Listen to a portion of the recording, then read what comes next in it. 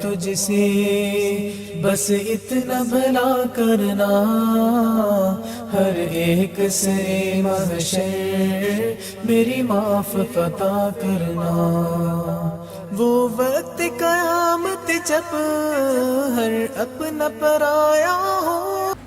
ناظرین گرامی، السلام علیکم ورحمۃ اللہ وبرکاتہ۔ میں ہوں آپ کا میزبان انصار عزیز ندوی، اور آپ اس وقت سیدھی بات کے جاری پروگرام پیغام فرقان کی 22ویں قسم ملاحظہ فرما رہے ہیں۔ 8ویں آیت تھی ناظرین، وَمِنَ النَّاسِ مَن يَقُولُ آمَنَّا بِاللَّهِ وَبِالْيَوْمِ الْآخِرِ وَمَا هُمْ بِمُؤْمِنِينَ۔ ترجمہ، اور لوگوں میں سے کچھ لوگ ایسے ہیں جو کہتے ہیں کہ ہم ایمان لائے اللہ پر اور آخرت کے دن پر، دراصل یہ لوگ مؤمنین نہیں ہیں جو اس طرح کہتے ہیں۔ اس کے تحت منافقین کے بارے میں ہم لوگوں نے گزشتہ قسط میں تفصیل آپ لوگوں کے سامنے رکھی تھی۔ اسی آیت کے سلسلے کی مزید کچھ باتیں آپ لوگوں کے سامنے عرض کرنی ہیں۔ ناظرین، آپ کو یاد ہوگا کہ ہم نے حضرت عبداللہ ابن عباس رضی اللہ تعالیٰ عنہ کا قول نقل کیا تھا۔ اب ہم آگے بڑھتے ہیں۔ ابو العالیہ، حضرت حسن، قتادہ، سدی نے بھی حضرت عبداللہ ابن عباس رضی اللہ تعالیٰ عنہ کی طرح یہی خیال ظاہر کیا ہے کہ قبیلہ اوس اور خزرج کی نفاذ ہی کا اس آیت میں، یعنی ان کی نفاق ہی کا اس آیت میں اور اگلی آیتوں میں بیان ہے۔ غور کیا جائے تو اللہ تعالیٰ نے منافقوں کی بہت سی بدخصلتوں کا یہاں تذکرہ کیا ہے، تاکہ ان کی ظاہری حال سے مسلمان دھوکے میں نہ آ جائے اور انہیں مسلمان سمجھ کر ان سے برادرانہ تعلقات استوار نہ کر بیٹھیں اور کوئی بڑا فساد نہ برپا ہو جائے۔ ناظرین، یاد رہے کہ بدکاروں کو نیک سمجھنا بھی بجائے خود بہت برا بلکہ نہایت خوفناک امر ہے۔ جس طرح اس آیت میں فرمایا گیا کہ یہ لوگ زبانی اقرار تو ضرور کرتے ہیں مگر ان کے دل میں ایمان نہیں ہوتا۔ 63ویں سورت منافقون کی پہلی آیت میں بھی کہا گیا ہے، اذا جاءک المنافقون قالوا نشهد انک لرسول اللہ واللہ یعلم انک لرسول واللہ یشہد ان المنافقین لکاذبون۔ اس کا ترجمہ ہے، اے محمد صلی اللہ علیہ وسلم، جب منافق لوگ آپ کے پاس آتے ہیں تو ازراہ نفاق کہتے ہیں کہ ہم شہادت دیتے ہیں کہ آپ بے شک اللہ کے رسول ہیں اور اللہ کو علم ہے کہ آپ ضرور اس کے رسول ہیں، لیکن اللہ ظاہر کیے دیتا ہے کہ منافقین یعنی دل سے اعتقاد نہ رکھنے کے لحاظ سے کاذب ہیں، جھوٹے ہیں، مکار ہیں۔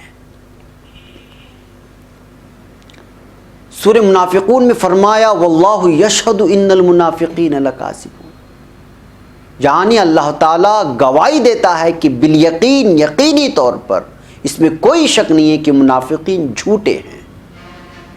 اور سورہ بقرہ کی آیت میں بھی فرمایا گیا وما ہم بمؤمنین، یعنی دراصل وہ ایماندار نہیں ہے، وہ اپنے ایمان کو ظاہر کر کے اپنے کفر کو چھپا کر اپنی جہالت سے اللہ تعالیٰ کو دھوکہ دیتے ہیں اور اسے نفع دینے والی اور اللہ کے یہاں چل جانے والی کاریگری خیال کرتے ہیں، جیسا کہ بعض مؤمنوں پر ان کا یہ مکر چل جاتا ہے۔ قرآن میں 98ویں سورہ مجادلہ کی آیت نمبر 18 میں ہے، یوم یبعثہم اللہ جمیعا فیحلفون لہ کما یحلفون لکم ویحبسون انہم علی شیء الا انہم هم الکاذبون۔ اس کا ترجمہ ہے، جس دن اللہ تعالیٰ ان سب کو جلا اٹھائے گا، یعنی دوبارہ زندہ کرے گا، تو جس طرح تمہارے سامنے قسمیں کھاتے تھے اسی طرح اللہ تعالیٰ کے سامنے بھی یہ لوگ قسمیں کھائیں گے اور توقع کریں گے کہ ایسا کرنے سے کام نکل جائے گا۔ دیکھو یہ جھوٹے ہیں اور برسرے باطل ہیں۔ زیر تفسیر آیت میں بھی ان کی اس غلط عقیدے کی وضاحت میں فرمایا کہ دراصل وہ اپنی اس کام کی برائی کو جانتے ہی نہیں ہیں، یہ دھوکہ خود اپنی جانوں کو دے رہے ہیں، جیسا کہ 34 سورۃ سورہ نساء کی 142ویں آیت میں ارشاد ہوا ہے، ان المنافقین یخادعون اللہ وہم خادعوہم وہو خادعوہم، یعنی منافق ان چالوں سے اپنے نزدیک اللہ تعالیٰ کو دھوکہ دیتے ہیں کہ اس کو کیا دھوکہ دیں گے، وہ انہی کو دھوکے میں ڈالنے والا ہے۔ یعنی قاریوں نے اس کو یخدعون پڑھا ہے اور بعض یخادعون، مگر دونوں قراتوں کے معنی کا مطلب یہ کی ہے۔ ابن جریر نے کہا ہے کہ اللہ تعالیٰ کو اور ایمان والوں کو یہ کم ظرف منافق دھوکہ کیسے دیں گے؟ وہ جو اپنے دل کے خلاف اظہار کرتے ہیں، وہ تو صرف بچاؤ کے لیے ہوتا ہے۔ اس طرح کی بات کرنے والے کو جو کسی خطرے سے بچنا چاہتا ہے، خود کو دلاسا دے رہا ہوتا ہے، جھوٹ بول رہا ہوتا ہے، لیکن اللہ تعالیٰ سب کچھ جاننے والا ہے، دلوں کے حال کو۔ عربی زبان میں مخادع کہا جاتا ہے، چونکہ منافق بھی قتل، قید اور دنیوی عذابوں سے محفوظ رہنے کے لیے یہ چال چلتے تھے اور اپنے باطن کے خلاف اظہار کرتے تھے، اس لیے انہیں دھوکے باز یا مخادعون کہا گیا۔ ان کا فعل چاہے کسی کو دنیا میں دھوکہ بھی دے، لیکن در حقیقت وہ خود اپنے آپ کو دھوکہ دے رہے ہیں، کیونکہ وہ اسی میں اپنی بھلائی اور کامیابی جانتے ہیں، اور دراصل یہ سب ان کے لیے انتہائی برے عذاب اور غضب الہی کا باعث بننے والا ہے، جس کے سہنے کی ان میں طاقت نہیں ہوگی۔ پس یہ دھوکہ حقیقتاً ان پر خود وبال بن کر ٹوٹ پڑے گا۔ وہ جس کام کو اچھا سمجھ رہے ہیں، دراصل وہ ان کے حق میں بہت برا ثابت ہوگا، کیونکہ ان کے کفر، شک اور تکذیب کی وجہ سے ان کا رب ان سے ناراض ہوگا۔ لیکن افسوس، انہیں اس کا شعور ہی نہیں اور یہ اپنے اندھے پن میں ہی مست ہیں۔ ابن جریج اس کی تفسیر میں فرماتے ہیں کہ لا الہ الا اللہ کا اظہار کر کے وہ محض اپنی جان اور مال کا بچاؤ کرنا چاہتے ہیں، حالانکہ یہ کلمہ ان کے دلوں میں ہرگز جاگزی نہیں ہوگا۔ حضرت قتادہ فرماتے ہیں منافقوں کی ہی حالت ہے کہ ان کی زبان پر کچھ ہوتا ہے اور ان کے دل میں کچھ ہوتا ہے، ان کا عمل کچھ اور ہوگا اور عقیدہ کسی اور جذبے کی غمازی کرے گا۔ وہ صبح کچھ اور ہوں گے اور شام کسی اور شکل میں ڈھل کر سامنے آئیں گے، جیسے کوئی کشتی ہو جو ہوا کے جھونکے سے کبھی ادھر کو جاتی ہو اور کبھی کسی اور طرف کو جاتی ہو۔ ان کا ایک گھناؤنا کردار خود انہی کے لیے سم قاتل کی حیثیت بن جائے گا۔ اس کے بعد کی آیات بھی انہی منافقین کا تذکرے سے معمور ہیں، یعنی یہ کہ ان کی اس خصلت کی اصل حقیقت کیا ہے اور بالآخر ان کا کیا انجام ہونے والا ہے۔